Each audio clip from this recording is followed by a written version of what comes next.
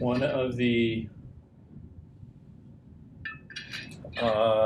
genuinely great figures of the late English Renaissance. Well, the high English Renaissance, not necessarily late, is a author named Christopher Marlowe, who was the most notable playwright of the early years of Shakespeare. He is Shakespeare's great rival on the stage, as they were, I think they were born within a month or so of one another. They were very close in age, but Marlowe was the overnight sensation. He was the big hit. He wrote some very famous plays, The Jew of Malta, Tamburlaine, Dr. Faustus, huge hits and great plays. And Shakespeare was kind of just getting started around then, and he was a little bit second tier. They worked on some plays together, even. Scholars have traced where they collaborated, which is sort of a fun thing to see. You know, great geniuses, you always figure, well, they're creating their art all alone. But no, they were just sitting there kicking ideas back and forth, you know, swapping lines, saying, hey, I wrote this speech. Why don't you jam it in that for that character you have up there? Phenomenal. But Christopher Marlowe also was a poet. Being a poet at that age, at that stage in history, in that setting, was a much more dignified role than being a playwright. Playwright, you're writing for popular audiences. As a poet, you were generally writing for wealthy aristocrats who might want poems written about them or for them. And you are living on that kind of patronage system. And that had a lot more social capital, let's say, than, working in the theater, huh? It's a little sketchy. But Shakespeare did both, and Marlowe did both. And this is an interesting spin on Petrarchan and Renaissance themes in a non-Petrarchan sonnet model. The passionate shepherd to his love. Come with me and be my love, and we will all the pleasures prove that valleys, groves, hills, and fields, woods, or steepy mountain yields. And we will sit upon the rocks, seeing the shepherds feed their flocks by shallow rivers, to whose falls melodious birds sing madrigals.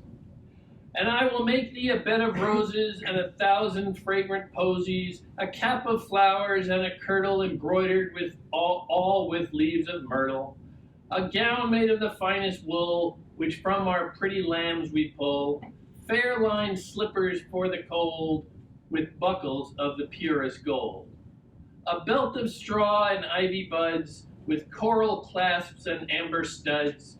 And if these pleasures may thee move, come live with me and be my love. The shepherd swains shall dance and sing for thy delight each May morning. If these delights thy mind may move, then live with me and be my love. What do you notice about this? What's different? Essence? Was that a hand? I don't notice it like style-wise. It just seems more like he's pleading with someone in like a positive way. Pleading for what? For love, for acceptation. It's kind of like, it's different from what we know from like the ancient and even part of the medieval ones, because they're not demanding it, especially, I'm going to assume he's speaking to a woman, but he's not demanding that the woman love him, so asking her and then trying to entice her with the things that he has, which is a little bit different than just saying, hey, this is your role, this is what you're supposed to do, you're supposed to come love me, or whatever it is for me. He's not expecting a response, but he is, I think it's fair to say, hoping for one. And I think it's fair to say as well that he is doing his best to sweep this person off her feet.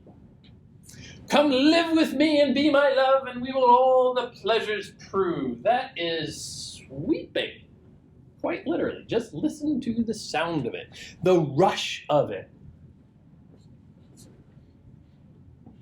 These are all fairly short lines, fairly short words. They come very fast. They rush you along. They are sweeping you up in the same enthusiasm as perhaps the girl who is the target of the love.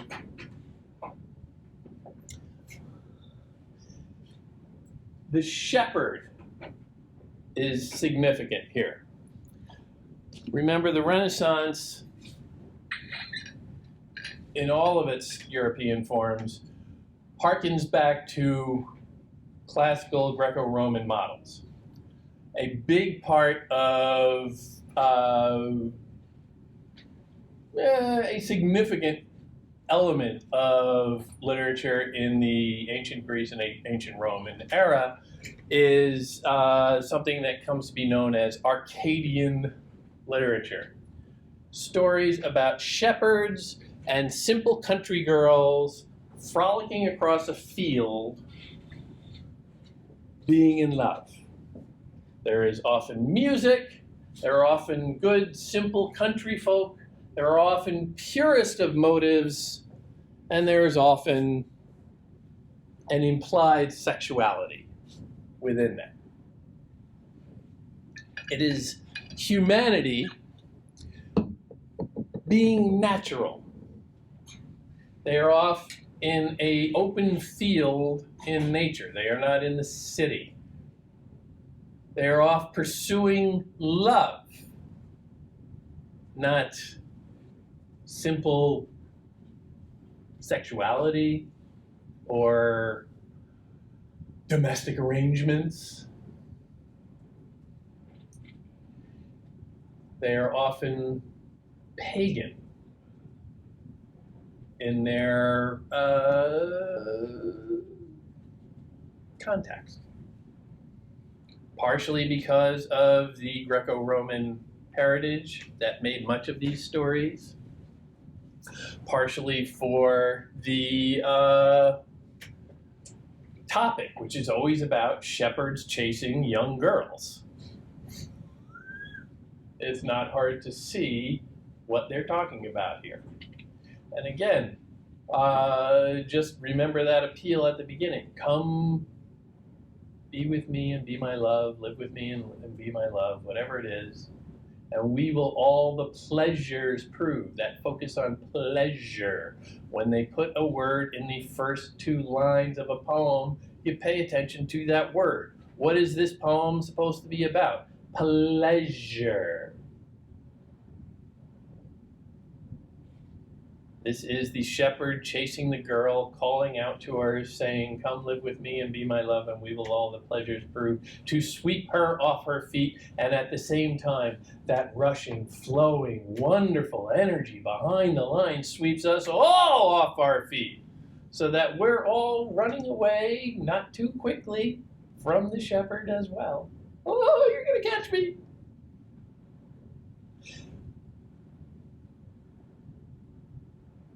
That's intentional.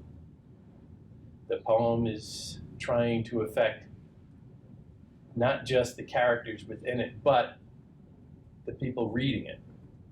And we are all being drawn into this Arcadian world where it's magical, where everybody seems to be a god of some form. In a pagan world, that gods come down to this world. Where our natural appetites are simply exercised and pursued instead of repressed like they would be in society, in a city, rather than an open field. A belt of straw and ivy buds with coral clasp and amber studs. And if these pleasures may thee move, come live with me and be my love. A belt of straw and ivy buds. fancy dress, jewelry with coral clasps and amber studs, luxury, physical pleasure, stuff that is pleasing to the eye, to the touch. Come live with me and be my love. If all these pleasures move you, you know you're one of us. You know you want to follow your instincts. If you are inspired by the notion of physical pleasure, the notion of joy in humanity, and aren't ashamed of it, if that resonates with you, young shepherdess running away from me on the hill, our old fuddy-duddy sitting there reading, then love me. But look at that last stanza. The shepherd swains shall dance and sing for thy delight each May morning. If these delights thy mind may move, then live with me and be my love. The dancing and the singing, more standards of Arcadian literature. They're always out running across the hills, dancing and singing and playing music and doing all of that fun physical stuff. But that's very similar to the ivy buds with coral clasp and amber stuff that is, enjoyable, pleasurable on a human/animal level. Just like singing and dancing.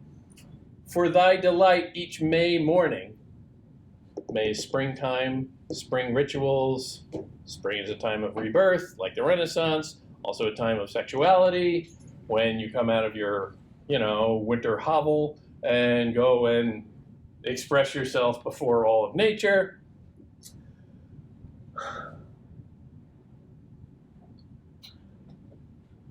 If these delights thy mind may move. Well, again, you look at the stanza before it as a comparison. If these pleasures may thee move, you, the entirety of you. If you feel them, then come on along. But here, if these delights thy mind may move. Maybe it's a separation between the physical and the emotional. Maybe it's the separation between the physical and the emotional. Very good. Maybe it is a recognition that those are two elements. So just like the sonnet can build up all of this energy throughout the first 12 lines, and then at the couplet at the very end, spin it around, all of a sudden, you're bringing up the mind? Yeah, I know. I know that this isn't real, that this is a fantasy, that this is a game. I know all of that.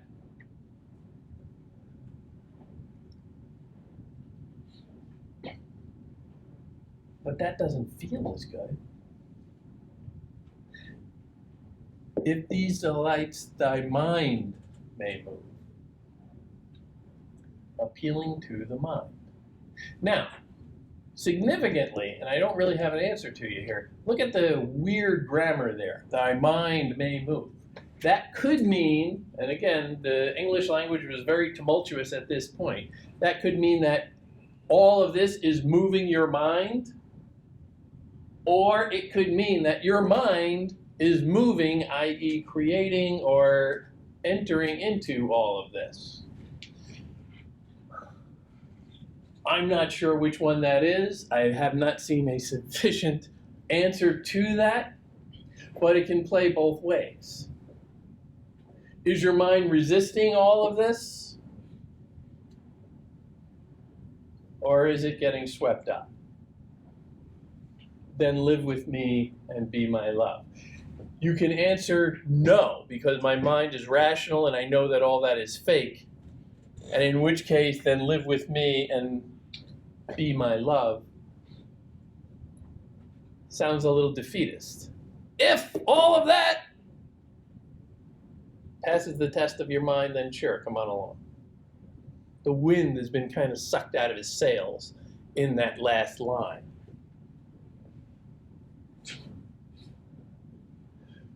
You can put the spin on it saying, well, no, you just got to pump up the delivery a little, then live with me and be my love. Okay, maybe, fine. But I'm not sure it's clear. And that little word drop, mind, tells me once again that, well, they want me thinking at the end of this poem and not just feeling. I spent the whole poem feeling the enthusiasm, the rush, the sensuality. But now I'm being told that my mind should be clicking into gear. And I have to admit that all sounds kind of silly. That all sounds unrealistic. Because I have been in love. And I know that first rush ends. Sometimes something even better comes along for it, but that first rush of, oh my God, I just saw this person, and oh my God.